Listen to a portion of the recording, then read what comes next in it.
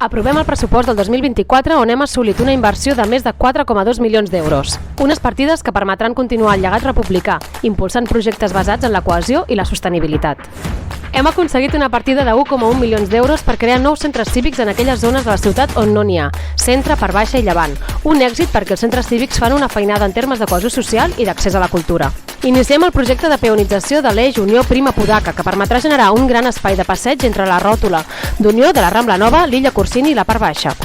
També hem assolit 1 milió d'euros per executar la primera fase d'urbanització del vial del polígon Francolí, un projecte important per impulsar l'activitat econòmica i millorar aquesta entrada i sortida de la ciutat. En l'àmbit social, hem compromès 1 milió d'euros per continuar comprant habitatges per a ús social. A més d'aconseguir 200.000 euros per elaborar el pla d'accessibilitat que ha de permetre acabar amb totes les barreres arquitectòniques de la ciutat. En aquests comptes també hi haurà una partida de 750.000 euros per invertir i mantenir equipaments com escoles de tota la ciutat o locals de les entitats veïnals. A més, comprometem 50.000 euros per iniciar el projecte de rehabilitació del local dels Xiquets de Tarragona a l'ICAC.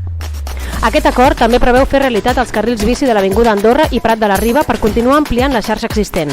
Una acció que té un cost zero perquè ja es contemplava asfaltar aquests carrers.